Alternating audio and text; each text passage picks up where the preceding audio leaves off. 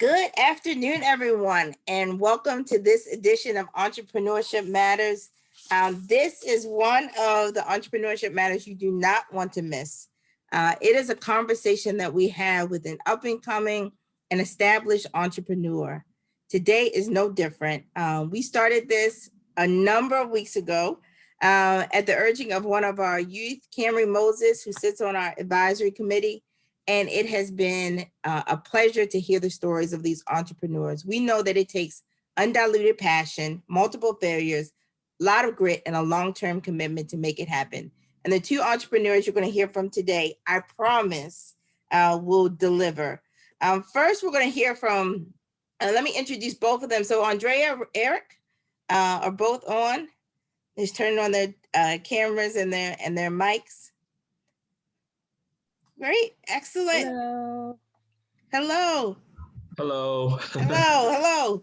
So let me introduce them. They have pages of bios because these are two dynamic entrepreneurs. I'm not going to give the whole bio because I want you to hear their story through their them tell it.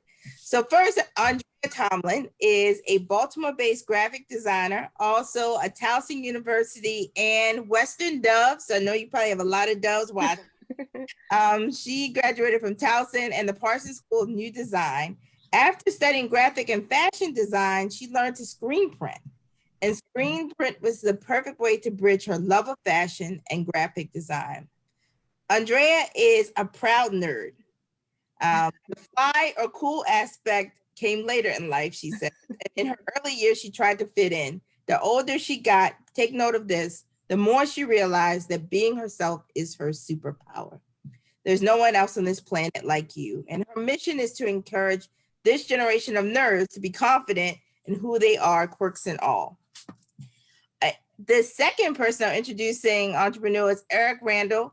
Probably many of you know him by, he has three businesses, three different businesses. We're going to talk about all of them today. So we're not going to limit you to just telling us one, and you have some special announcements to make today as well. So maybe we might get to preview some of that.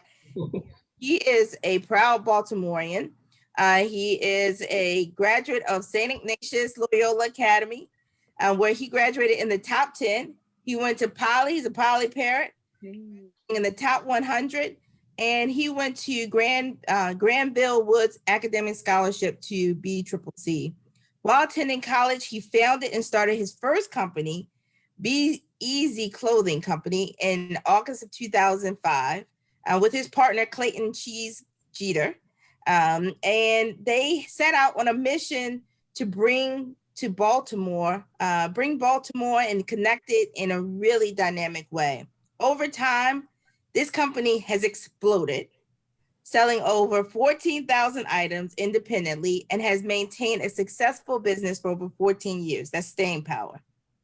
They support all members of the community. That's probably why it looks so familiar, whether they're small business owners, local artists who have dreams of helping Baltimore become a more powerful city.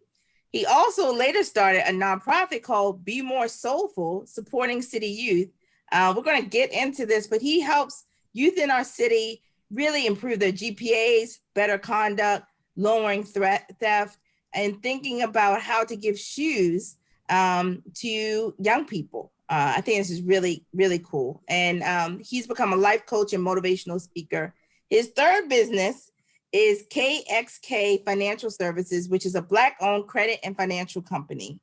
I think he's proud of all of those things, but I think he's proud of being a father of three, Courtney, Carter, and Xavier.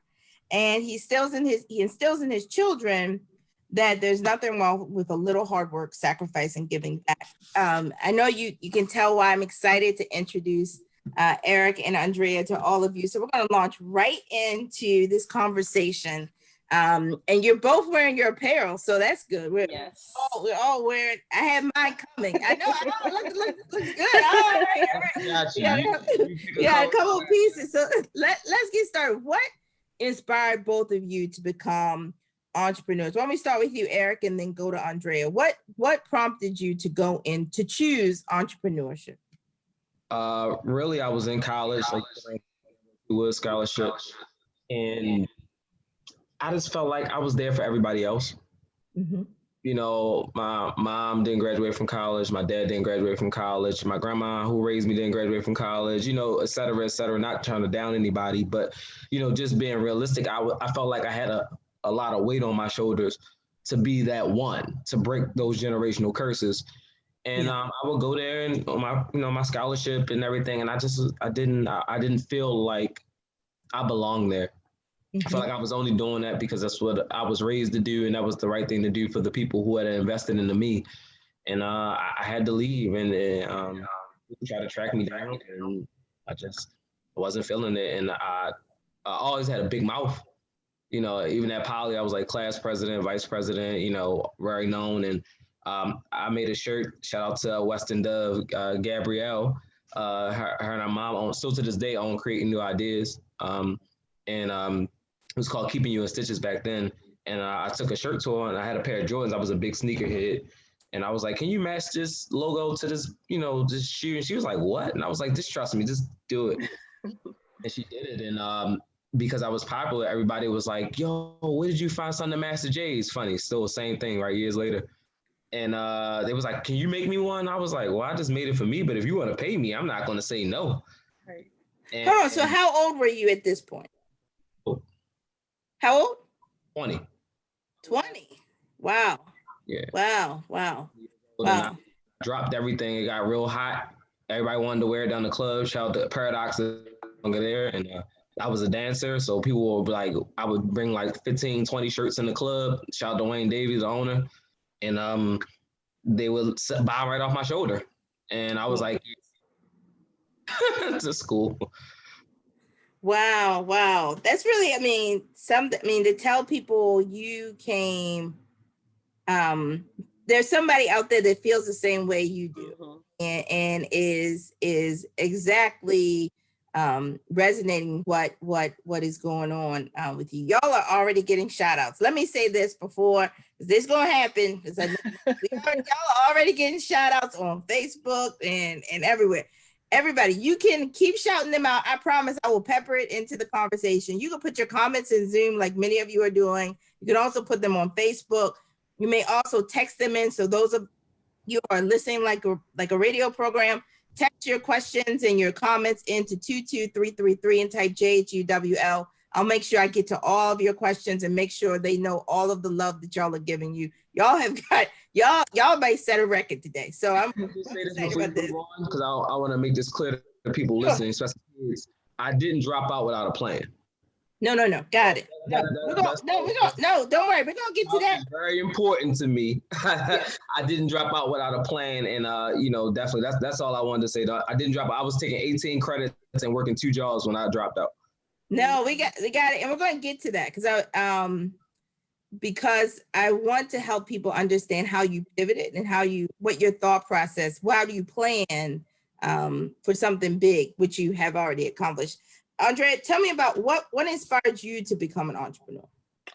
I've always been like entrepreneur minded. Like even in high school, I've been crafty. 2 things: always crafting something and then selling it. So like even when I was in, I would say middle school, I was making these little horrible potpourri hangers. But then my mother's friend was like, I want one. So that's really like where I would kind of got the interest in selling things. Mm-hmm. And then it just always was like very low key, but I was always very creative, always drawing, and just very resourceful. So when I went to school for fashion design, like I said, always interested in fashion, and I also studied graphic design. So when I came out of school, I initially was doing like prom dresses and things like that, and I hated that. So I can relate. It's like when you try something, if it's not right for you, then don't do it. I hated it. So I didn't actually learn to screen print till after I got out of school. And the fly nerd design, it was inspired. So the fly nerd design came first because I was following PJ Morton and I was a fan. So I created the design, gave him a shirt. Didn't really have no other like backup plan. This is in the age of MySpace. That's how long ago this was. Yeah, Oh, wow. So that's when I made the first shirt. So about a year later, and that's when I was in New York. So about a year later, I moved back to Baltimore. and I was trying to figure out my life. So I was doing competitions, sewing competitions. I was doing prom dresses. I was doing freelance graphic design. And then it was very, I guess it was kind of like God kind of put it in my face, because it was a machine at Joann Fabrics, a terrible machine, but it was called You Do. But I have to credit it with getting me interested in screen printing, because it was like a crafty kind of geared toward like that Joann Fabrics demographic type of product, but it was on clearance for like $70. And I said, oh, like, I'll get it and see what that's about. And when I say it retails at $300, but it's not worth that. That's why I say, like, don't go get that. But it sparked my interest in screen printing and got me interested in the process. And then I was also working at an art store, so I was asking questions. It was kind of like all these things kind of aligned. And then it was just like, okay. So I was doing fashion shows. So I was making clothes, but then like marketing the t-shirts, because to me, I like selling t-shirts because they were easier to sell. With custom clothing, it's a whole another world. And I was just like, I don't really love the sewing process. I like it because it's a means to an end, but I love the designing and drawing and sketching and illustrating. So I was like, okay, this makes sense, because I'm still making things, but it's still merging like the things I love to do, like drawing and, nerdy things, and drawing girls and with hair, different hairstyles. Like I've been doing that since I was in elementary school. It's probably somebody on here that can attest to that. I've been drawing my entire life. High school students, how we have a couple. We know we have kids on watching. They all watch every week, so we know we have them watching. Let me take this point. I know this is usually a point where I tell people, pull out your pad, pull out your paper. So we're about to get down to business. How did you both go from an idea? Eric, you talk about you had your J's, you're making custom shirts, you're going down to Paradox, selling them over your shoulder.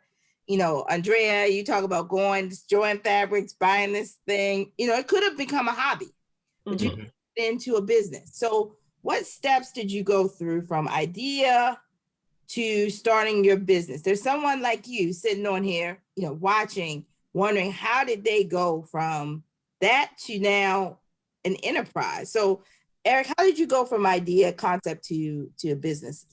So the concept shifted, like I said, when I started making money. And then a lot of people, well, my OG people, like she would say, would know that I was actually in school for engineering. I never went to fashion school, still haven't been to a fashion school, never took up graphics, anything other than maybe in school. Like, they might have had a Photoshop class, and if you don't use it, you lose it. So I don't, still to this day, I don't even use Photoshop. Still to this day. But what happened was Be Easy is an acronym for Bird, Eric, and Cheese.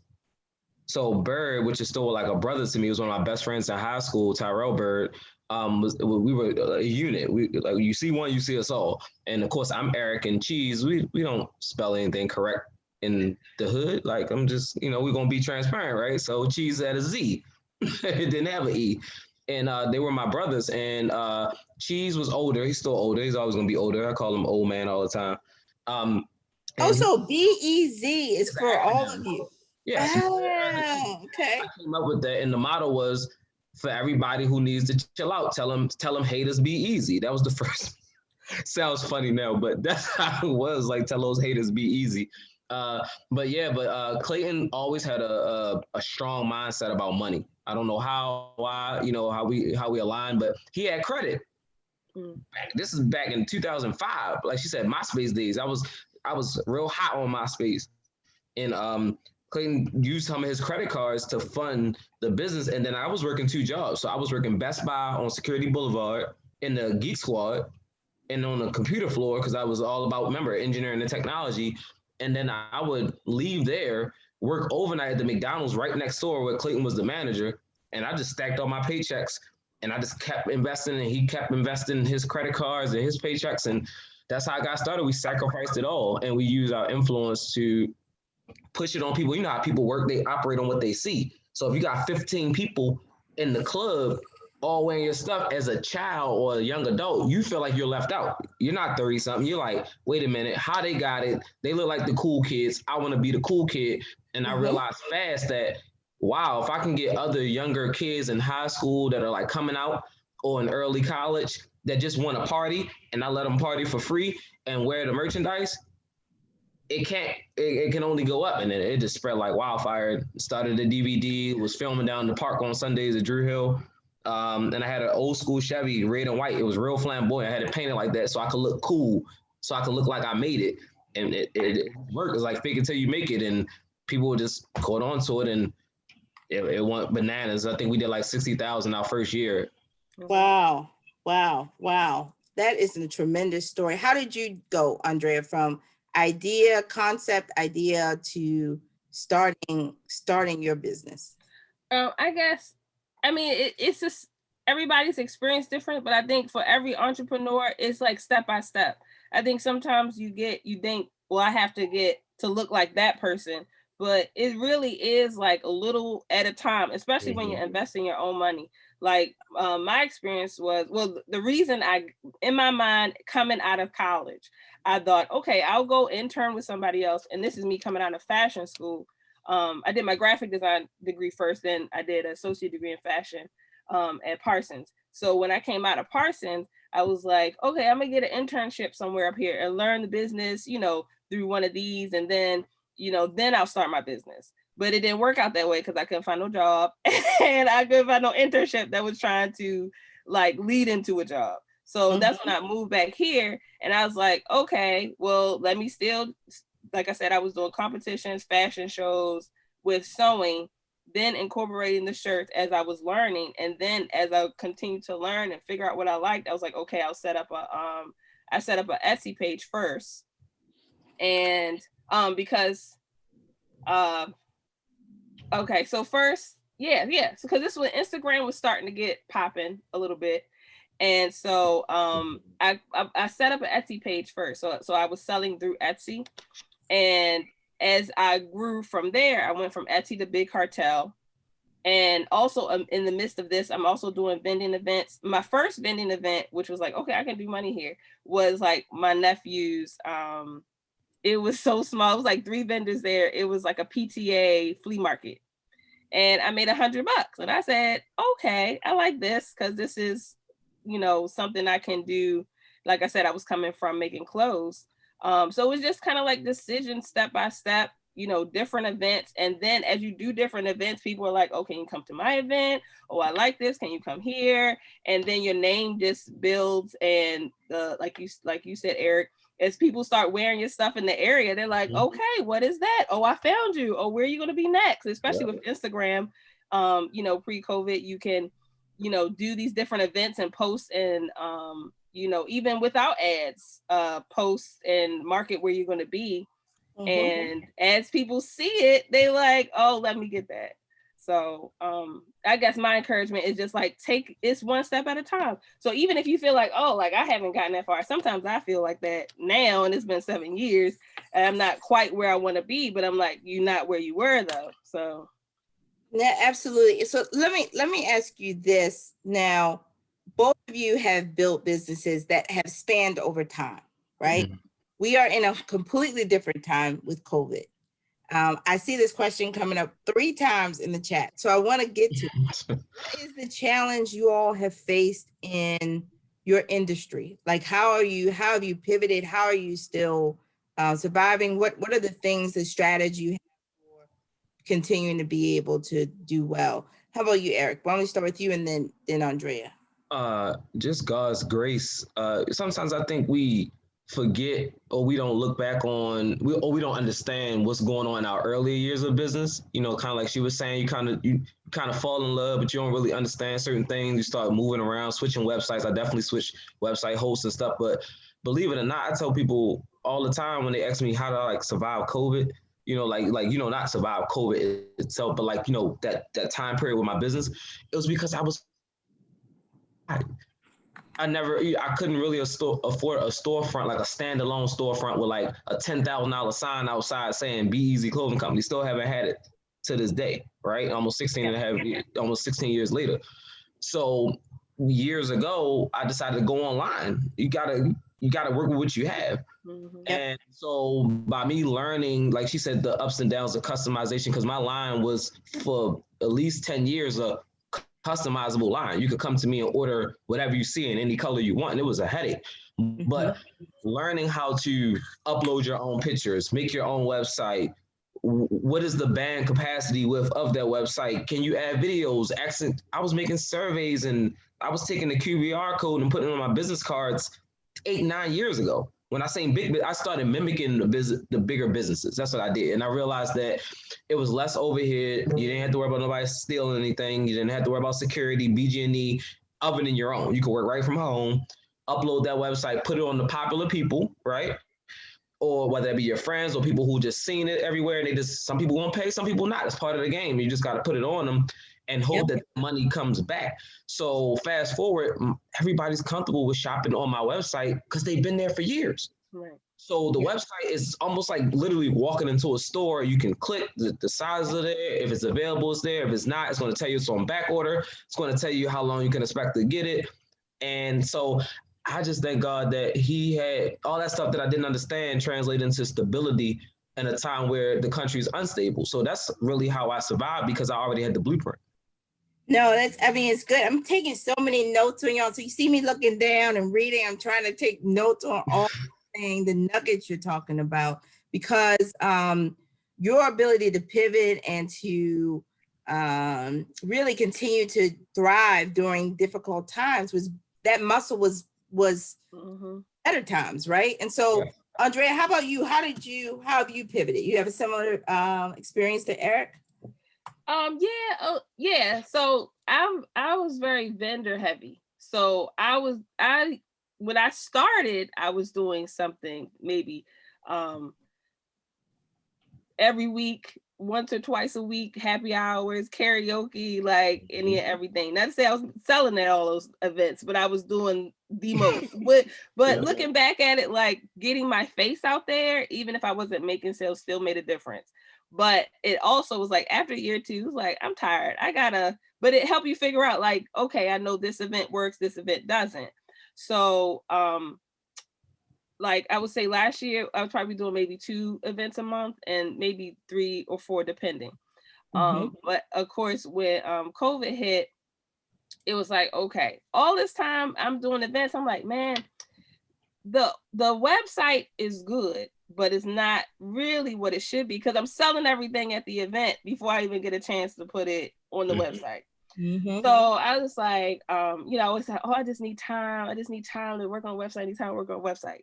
So when COVID, I was like, oh, I guess this is my time to work on a website. Okay, gave you some time, right? Right. So now it's been pretty, I guess it's been more so like figuring out the best system that works for me and my customer. Like, what do y'all expect from me, and what can I deliver, and how can I package it and communicate it in a way so that everybody can walk away stress-free and happy and satisfied and with the products they want. So that's just kind of been my biggest pivot, is just figuring out, the shipping, what's the best shipping places and things. And, like with the USPS situation, and it's just figuring out stuff. But this is what you do the whole time. Like you figure it out. It's just a life of figuring it out. So a couple questions we got received on the chat on Facebook. How did you both get word out about your designing brands to build up your clientele? So of course you have a finite clientele if you're word of mouth, right? But how did you multiply? Because both of you have multiplied your brands, right? So you started off with whatever number of folks, but now you have a following. So people are wondering, how did you grow that? How did you get the word out there about what you're doing? Eric, why don't you tell us a little bit about yours? I think Andrea hit it right on the head. You gotta want it, like Eric Thomas said, you gotta want it more than you can breathe.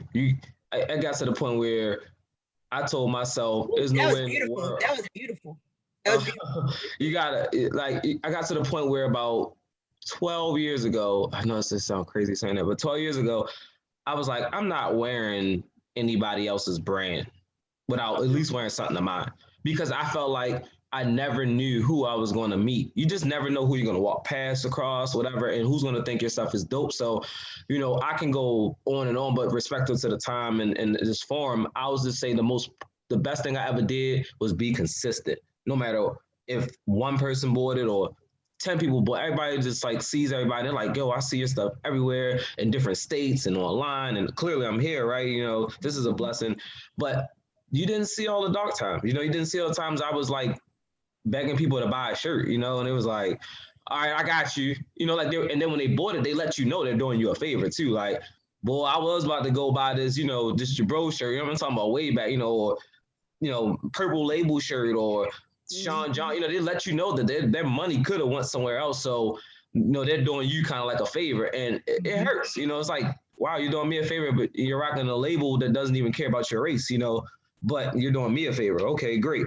But you got to fight through that, and you can't have an attitude like nobody owes you anything, so just ran on, and you got to go to these bars, these clubs, these open venues, when I'm obviously talking pre, now, but like she was saying, when things were open, you could catch me out all night. I might come home, check on the kids, make sure dinner's straight, make sure the household's good, my lady's good. And then, I was back out in the street.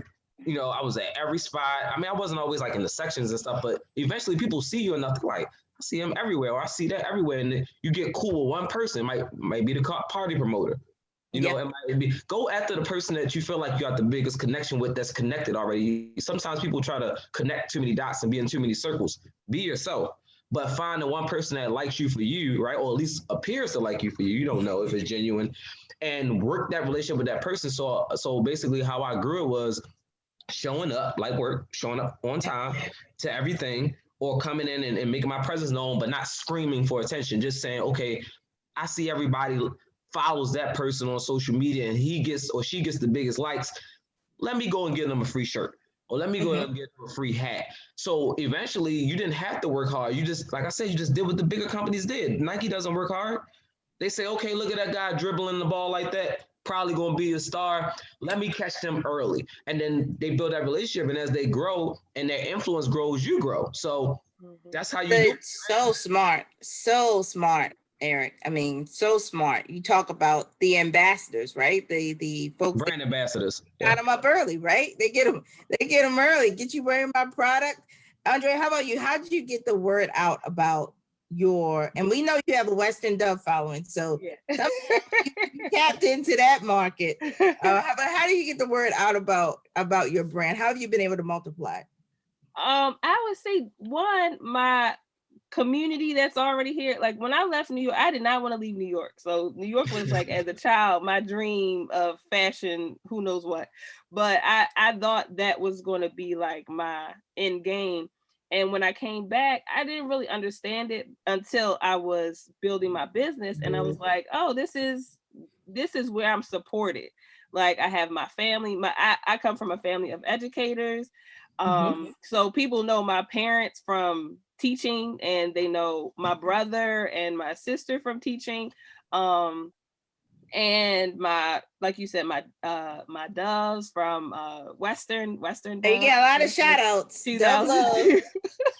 Shout to the doves. This family, one family. And just know, like, people I've come up with, like, people really, you have negativity, but I think it's more positive than not that people really want to see you win. Especially like if they've seen you be creative, they've seen that you've always been an artsy kid or a nerdy kid, and they're like, oh wow, she's like packaged this in a way that it resonates with me as well. And so that's what I think that's what I've really built upon. And I think it's been word of mouth in the form of actual word of mouth, and also through Instagram shares, Facebook, all of these things. And because even my sister, so I did not have my sister, so I have two sisters and a brother. My oldest sister, she knows a lot of people from when she used to be, from her college years and things like that. And then my brother went to Morgan. And so it's just like that whole network. It's just networks of networks. Family. You use the people around you. And I know sometimes people talk about like, okay, my family don't support me. I'll say this. At first, they don't know what you're doing. Because my parents used to be like, what is this, shirts? But then they came to a pop-up and they were like, oh, people are buying, oh, this is something. Yeah, like, so they're not gonna get the vision, but you have to still continue to trust yourself and the vision that you have within you, and also give them the grace that when they do come around, be like, okay, because that my family, people think my family, they pay for their shirts. Unless I give them something that's like, oh, I messed this up, here you go. But they pay for their shirts, and my sister orders online just like everybody else. That's a good segue into this question we're seeing a couple of times on brand ambassadors and this giving out apparel for free. People want to know how do you calibrate?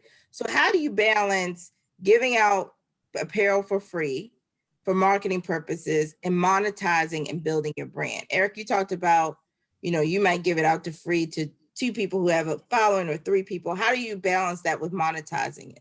You bounce it off your books. you, like she said, she hit it right on the head. If you leave it up to people, they always want it for free. You can't just do that. You can't just be like, all right, I think you're dope, but let me get out for free. So just looking back over my overall experience from start to finish, when I first started out, like I said, it was Clayton's credit and my money, and I was young. I didn't care. I just wanted. I was vibrant. I was happy. I found something that I wanted to do. So, when you find your happiness, there's really no limit at first because you just passionate about it. So I just wanted to see people in it. I just thought it was super cool that me and the homies would meet up on Fridays at the working all week or school, mind you, because I was still in school a little bit. Remember, I didn't just drop straight out. And they would all be like, where my shirt, where my shirt, where my shirt. You know what I mean? But they would pay. Shout out to my homeboys. They definitely would give me some money or whatever. It wasn't much, but they would give me, enough to cover what we did. And from there, as you get older and you look at your books, because I didn't look at my books at first. I definitely bombed. So after that great first year, going into the second year, I was not prepared. I didn't have winter stuff ready. I didn't have wholesale prices ready. I didn't know anything about business expenses versus business profit. What is you know what I'm saying all the time. I'm not trying to get super technical, but I didn't know about that. Because I remember you didn't know about revenue. You didn't know about, I knew how to make money. Profit loss. You had to make money, but you didn't realize what you might be losing money. Right, but anyway, to finish out the answer, eventually you just got to get to the point where you got to know your finances, and you got to know your profit margins on your apparel. How much it costs to make from the shirt to the print, because like she said, she's doing the silk screen, so she cutting out labor. So all she has to do is really pay for materials. So her profit margin is gonna be a lot bigger, and that's very smart in business because now she can give away something for free that might only cost her respectfully $2. Yeah. Or $1, you know what I mean? Depending on, how much went into it. So she's saying, okay, you know what? This month I'm prepared to give away $10 worth of stuff, and I can live with that. So I guess what I'm saying is set a budget. Know how much is coming in and say, hey, you know what? As much as I want to give everybody else stuff for free, I can't afford to go past this threshold, before it starts making me tank negatively. No matter what I sell, I won't be able to recoup because you only get 5 years to lose on your business before they pull your business license. Absolutely. Let me pose this question to Andrea. You talked about, hardships. Also, Eric, you talked about hardships. Many people are asking what kept you going? What helped you to get over the hump? So Andrea, what kept you going in those moments? I just want to say it's a hump every week. every week. There's a lot of humps. A lot of humps, a lot of camels, a lot of humps. There's a lot of humps. I would say, but what keeps me going is my customers, seeing how the brand inspires and how it motivates and connects. People connect with the message of Fly Nerd. That's really what keeps me motivated the most. Oh, we got a kiddo on here too. I love it. And but I would say it's not just, it's this ebbs and flows, like they say, valleys, mountains and valleys, like you climb up a mountain, you get to the top, you relishing in it, but you're going to have another valley at a point. So I think it's also about learning to manage it, even from a mental health type of space, like self-care, making sure you're taking care of yourself and not getting burnt out, because of course that'll add to you wanting to just throw everything to the curb. But so I would add that as well. as in addition to being inspired by my customers. And in fact, somebody mailed me a gift with like, thank you for your brand and you're inspiring. And I thought that was like, I was very, inspired and motivated by that. It's like sometimes you don't, as the face behind the brand, sometimes you don't feel seen, or like you get lost in the brand with your own identity and self. Mhm. So sometimes when people are like, we see what you do, we appreciate what you're doing, it really makes a difference. All right, great. I mean, now Eric, you brought Courtney. It's Carter. It's Carter. Carter, how you doing, Carter? She's shy. She's she's trying to shy. call Okay. me, and I went on this way. You can go this way. I got a shirt that looks like Carter. It's okay. So cute. So cute. I got a design with a girl with braids and beads. I know, the braids and beads. That's a class. Well, I'm a copy. If you come in her size, I'm a copy because I definitely. Look, let me show you the button one. Hold up. I think I'm gonna try to. Can you see it? Oh, I can. Oh, wow. Oh, that's cute. This is Yeah, cute. I'm definitely gonna support. We'll talk offline. I'm gonna definitely Yeah. I love But that. hold on, we're gonna make sure everybody knows how to get those buttons. So we're not gonna make sure the family, everybody knows how to get the buttons. How do you keep motivated, Eric? How do you stay through the humps? You talked about there being multiple humps. Really, my family. And more so my kids than my personal life, like of course my family, who I'm dealing with, my family and all that stuff, but really my kids, when I didn't have my parents growing up, and a lot of people who know me know that. Since then, we've built the relationship over the last 5 years, and I respect them, and I don't, use that anymore, any type of animosity or anything like that. Like, we're really cool. But when I was younger, I would always be like the valedictorian, or like top whatever. And I couldn't understand why, like, my parents weren't there, and I seen all these people doing stuff with their parents, and I told myself, whenever I did have kids or was blessed with kids, I would never want them to feel that emptiness that I felt achieving stuff on the highest level, bringing all these trophies home, bringing all these certificates home, all these honor roll things. And not, even though I had my grandmother and my aunt and my grandfather, there, it was nothing like your parents. Nothing. Yeah. And I just don't care what anybody says. Nothing until you've experienced not having them or having them and then not having them, you wouldn't understand that hole that it places in you. And I used to let that motivate me and fuel me in a negative way. Like, I'm going to be better than them. I'm going to do this, that, and the third. But then when I laid my eyes on my first child, Courtney, who, has our own brand, Courtney B. I had Courtney on. Yeah, my daughter, she is an entrepreneur. She's in school right now, so she can't be here. But she's virtual learning.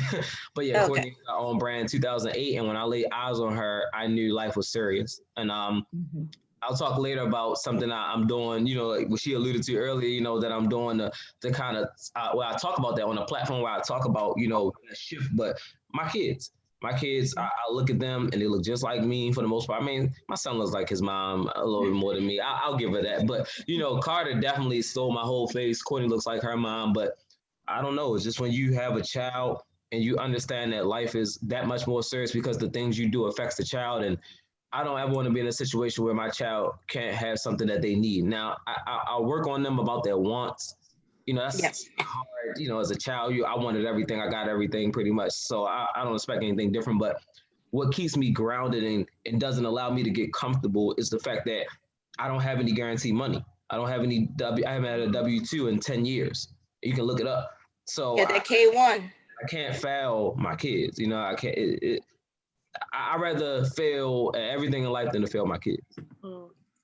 Now, did you this question really has come for both of you.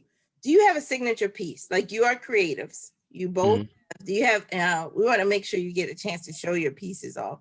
Do you have a signature piece that both of you sort of people know your brand by?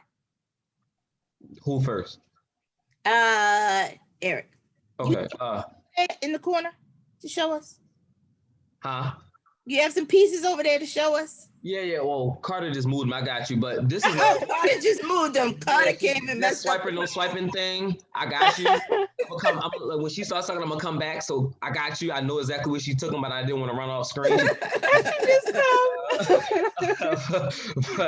but yeah, be more like us. I think a lot of people think that my whole brand is Be More Like Us, and Be More Like Us is just an extension of Be Easy Clothing Company. But it does mean a lot to me because I was dead broke, like coming off of my relationship with Courtney's mom. And I was sitting in the same room that I grew up in. Like, you ever been back to the place where you had to start from scratch? And I'm sitting up there like, how did I get back here? I was just a man, you start thinking about all the stuff you accomplished. And I was like, be more careful. I was like, I can't use that. I'm just sitting up here running all this Be More stuff, and Be More Like Us popped up. And I don't know, I started searching it, Googling it. I'm like, somebody has to have this. Like, this is crazy. Like, no, but nobody really wanted to be proud to say we're from the city. Everything was like negative. It was like, be more careful, be more hurtful, body more. I'm like, wait a minute, everything ain't, all right, I get it, but everybody ain't like that. Everybody ain't built like that. Everybody don't want to be built like that. And I talked to God, and I said a prayer. I said, hey, if you can give me something, this time around, then I'll use it to inspire people. And Be More Like Us was like my ode to the city. So it was like, for everybody, I love it. That's beautiful. A Baltimorean, no matter what, it had nothing to do with race, sexuality, or religion. It was just like, I'm proud to have done something here, or I'm just proud to be here, And I was like, even though I didn't understand if it was which way it was going to go, it has definitely been my most successful piece, and it's definitely responsible for a K behind the number in sales. And I'm the most proud to Be More Like Us out of all my designs that I started with. This 10-year-old design makes me the most proud because it's finally catching on, and it's synonymous with change in the city, and that means a lot to me. I love it. I love it. Go get that stuff from Courtney. I know she. I got you. I'll be right back. Go get it. Go get it. I didn't know she came in here and swiped this. Andrea, tell us about what's your signature piece. We want to know what I think. Okay, so this one comes to mind because it's just been very popular. It's the so cute with the Afro puffs. Yeah, everybody loves her. And then this one's more recent. It's kind of new, so it's you see it around, but it'll be around more. But the little guy main version, right? I like it. I like the socks with the I like the socks. Everybody, the socks. Those pair are coming in. Right, good. I love it. People want to know this. What is your creative process? How do you get your inspiration for your designs? I get my inspiration from people I see, like going to Western, just my peers, Black culture, 90s Black culture sitcoms. I have a design. Actually, we was talking about ambassadors or influencers or celebrities wearing your pieces. One piece of advice I have is make sure the person you're giving to actually is interested in what you're doing. So example, I have a nerdy brand, so it doesn't really make sense for me to just give it to the most popular person, more so than somebody who might identify with being a nerd. So when one of the designs I have is influenced by Dwayne, Wayne, and Ron from Different World. And is that the shirt? Not this. Do I have one? I think I don't have. Oh wait, let me grab it. It's right here. Okay.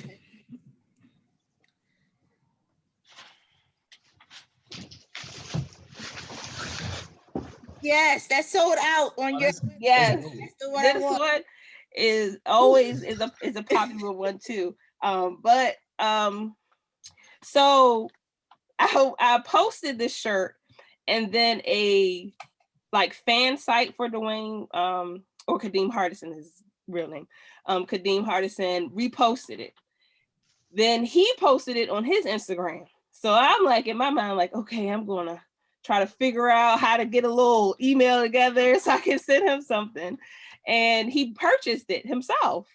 Wow. So here's a trickle effect. So he purchased, it was sweatshirt. So he purchased it, sent it to him, and I also sent him some extra stuff. And so then later he reached out to me and he says, my TV daughter really loves the shirt, and could you send me something for my TV daughter? His TV daughter was Zendaya. So I sent him a sweatshirt and some shirts for Zendaya, and she wore it on social media a couple times. So I was like, okay, she like it. Oh, that's good. But that for me was more organic. With Wayne. I know it's kids on here They don't even know none of it. They don't have no clue. If y'all have no clue, y'all need to go to Amazon Y'all need to go to Prime or go to Amazon Prime. YouTube and look That's up right. A Different World. Yeah. Kadeem Someone Hardison. Let me make sure I get this in. Someone want to know, do you have a size chart for your youth girl shirts? Somebody's on your website now buying. So do they fit the size? I'm not sure if I have one up for the youth. Tell her to send me either email or a DM and then mention that she asked on here. So Okay. I can know it's her. Absolutely. Absolutely. All right. Let me ask this question. All right. Eric, you have some designs? Yes, she all ran over the house. She thought it was hilarious. It was like a scavenger hunt, but I got you. So this is my new logo. So I'm splitting, like I said, because Be Easy Clothing Company is the parent company and hasn't been getting a lot of love other than through like the taxes, because the taxes know it's the parent company. I decided to rebrand it. So tomorrow I'm relaunching the website, and it's going to have this new logo. This is the new Be Easy logo, the 2021 and forward logo. So for people who love Baltimore but don't want to be more like us screaming, or people that's not from Baltimore that want to support, this is a solid way. It still has the B. So it stands for Be Easy Clothing Company, but also stands for Baltimore. So it's a very solid ode to the parent company and the growth of the company. And I think a lot of people, that's a distressed dad hat. A lot of people like that. A lot of people don't like a lot of stuff going on. They kind of want simple kind of polo. Some people don't even wear labels, or they like logos that are the same color. This is the Phonics hat. So if you see it says Be Easy, because of the way that it looks on like the website and stuff, most people don't know how to pronounce it. They say Bez Company or Bez Clothing Company. But like Pez. They're thinking it's like Pez. But it's actually Be Easy. Yeah. And so as a joke, I said, like, I'm gonna spell it out for people, but then it caught on. So this is actually a very old design that I bought back. Then you have the two-tone hat like I had. So if you don't like the word, and this actually says Be More Like Us underneath. I know, I like it. I like kind of like a 90s feel with the crazy bill, but this is a two-tone hat. This is a solid color, so we do switch the colors. Like I said, remember it was a customizable brand, so every now and then we'll do a limited run of like maybe 10 hats of a color that's never coming back. So that's all on to be on the website. It's actually on there now, but I mean, it'll be more tomorrow. This is that first logo. Oh, that's cute. Oh, I love it. This is Freshly the Bear. And this was the logo that Gabrielle stitched for me. Oh, nice. Oh, I love it. I bought back Freshly the Bear, and this is like a polo style hat and of course it has the polo to match. You'll be able to do that online as well. This is BMLU, so I'm going to start using an abbreviation. I'm working on the copyrights to just BMLU to break it down, like BMLU University. This is my birthday jacket for tomorrow. Hey, happy birthday. Oh, yes. Come on. Can we buy that? Yes. Can we buy that jacket? So it will be available tomorrow online. Nice. I like that. That's a beautiful jacket. And this is the year Be More Like Us came out. It says 09. Oh, that's I know you can't see Oh, it. it's like a line jacket. Looks nice. Exactly. That's exactly what it's like. It's a line jacket. That's nice. And then just real quick, this is another. This is Be Easy again. This is the floral hoodie. So that's a separated line. That's not Be More Like Us. And then everybody loves like Lamar. So this is. I love it. I love it. Be More Like Us. Says LaMarvelous on the back. That's already on the website. And then and this is just a classic. The last thing is just a classic retro. This is called retro. So in the 90s they did bubble letters. Yep. Mm-hmm. So this is. Oh, it looks nice. Like that looks like a do the right thing, like sort of. Exactly. Yeah. Exactly. It's an ode to the 90s college HBCU feel. I don't think a lot of people caught on. I called it retro and they just started calling it retro, but it really is an ode to the 90s. I feel like that was some of the freshest times to be alive to me, when all the original Nikes and Reeboks and stuff were coming out for brand ambassadors, for the athletes. Yep, absolutely. Let me ask you this. We just found out we have like Oprah, we have a couple, we got Robert Smith, we got a couple big names watching. They want to know, how can they support businesses like yours? How can you give them one or two things that they can do to really support businesses like yours to not only survive, but thrive during this time? What would be the two tips you would give them?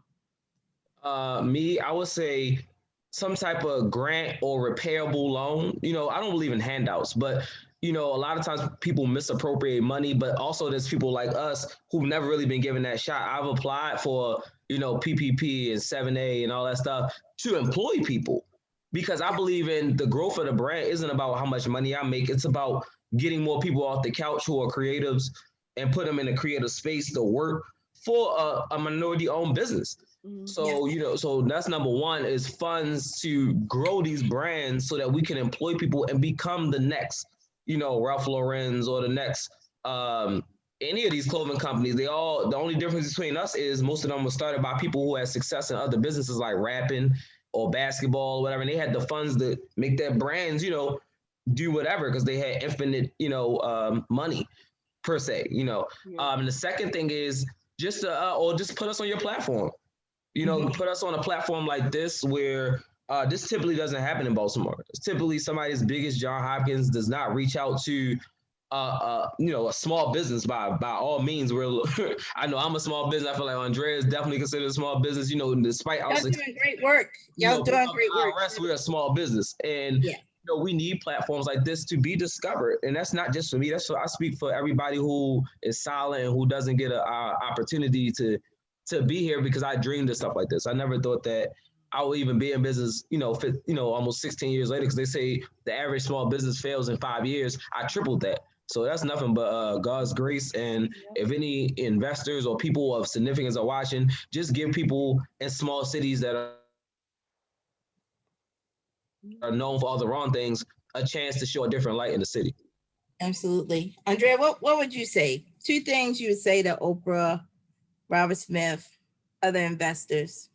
I would say grants, capital is because that allows us, like I said, I've been doing a lot of stuff by myself, but some things I would love to outsource, like social media marketing and things like that. With the capital. So that's one. And I agree with Eric with number 2 too. It's like access to networks or platforms and things like that. We're extremely resourceful to have been around this long, So it's just like, just another step, another step. Gold out of straw. Y'all are making gold out of straw. So, that's huge. People are asking, many people, what's next for you both? So I'm gonna start with Andrea and then I'm gonna go to Eric, but what's next for your brand? What's the vision for next 5 years, next 2 years for your brand? For me, next 5 years, I would like to expand into a studio / warehouse space. So I do all of my, I don't think I can't show it from here, but over there is my screen printing press. I know what it is. My heat presses are here, like my sewing machine's here, my computer's here, my Cricut machine is here. So all of this is in one space, and I make it work. But in order to expand, I know I need more space, especially if I want to bring in staff and other things like that. So that's really what I want to do within the next 5 years. And collab with me. So yeah, we start to collab with other. Yes. Collaborations come from these. Yes. So I'm hopeful. I'm hopeful. How about you, Eric? What's next for you? The next 5 years, I just created, and I guess it was you. I think this is the time to say it now. I just relaunched my YouTube channel, Be More Like Us 410. It relaunches tomorrow for my birthday. I thought it was a great time, instead of asking people for money with so many people not doing well due to the pandemic. I felt like a share will help, a view will help. That's free. We're already on these devices anyway. So I just said 2/12/21. I kept saying 2/12/21, but it had nothing to do with my birthday or personal gain. It was more so I created a platform that I just talked about. I felt like if I'm one of the people known in the city to bring hope or bring change, why not use my platform, my light to shine light on other people? So I'll be interviewing the same way you guys are doing, different people of all different walks in Maryland. And you got to be from Baltimore or support Baltimore to be on the channel. That's it. That's give them that channel. We're gonna put that channel on JH Connects tomorrow. We're gonna make sure. Oh wow. To Eric and making sure people know about his launch. Give people YouTube channel again, so people. Be More Like Us 410. All one word, no space. BMORELIKEUS 410. You can definitely subscribe right now. There's older videos from, and a quick story on that. I did it in 2019. That's when the original idea came. But it was a lot of deaths in 2000. I mean, it was like ridiculous. Not to say it's still not ridiculous now, but there were a lot of people close to me that were influential or brand ambassadors or models that passed that year. Yeah. I couldn't do it mentally. I was drained, and I didn't have the love for the city that I normally had when I sparked the idea. But time heals, and God is the greatest. And I was like, I got to do it. I can't let that stop my mission. And so that's why I'm super excited about that. So that's what I see growing in the next 5 years. And I want my own storefront eventually. I want, like she said, a small shout out to City of Gods, another great clothing company. Great company. They have a very small store, very small collections, and that's what I want to do. I want people to walk in and have celebrities come in town the same way they do, and be able to take pictures and have Baltimore plastered all behind them and change that narrative. That's all I want to do, is really change the narrative. Yeah. Absolutely. Let me say this. One, both of you are dynamic, inspiring. Let me tell you all about the shout outs. I don't know if you can see this chat. It's been going crazy. I just see numbers. Your grandma is on. My grandma's on here. Your sister's on. Both of your families are on. They are giving you. They got so much. My sister doesn't even live here. My sister doesn't even live here. Y'all got so many. You have so many people shouting you out. Oh man, that's crazy. Family members, Dove Love. So you have all the Western watching. People are just very excited for you. I want to make sure that people. I failed. I did not get to everybody saying. Somebody said, "Happy birthday, nephew." Your aunt. Yeah, everybody. Oh wow, my aunt's in Atlanta. Yeah, that's crazy. Good. It's good. So let me ask you this. How can people get in contact with you? How can people support you? So Andrea, give us all of your channels, your website, how people can support you. Rattle all that off for us. It's Fly Nerd Apparel, FlyNerdApparel. Yes, okay. So Fly Nerd Apparel on Instagram. That's the website. Facebook, TikTok. And so it's all across the board. And then you can contact me if you have questions through DM on Fly Nerd Apparel or through the contact page on our website. And I just also want to say, so this last new product I posted this month was a Black History Month box. It's like kind of mystery box, like, so you only know you get like getting a shirt. The design is like surprise, and it's gonna have some goodies in it. So I had that available through February 10th, but I'm extending it through today because I came on here and I want you guys to be able to order it.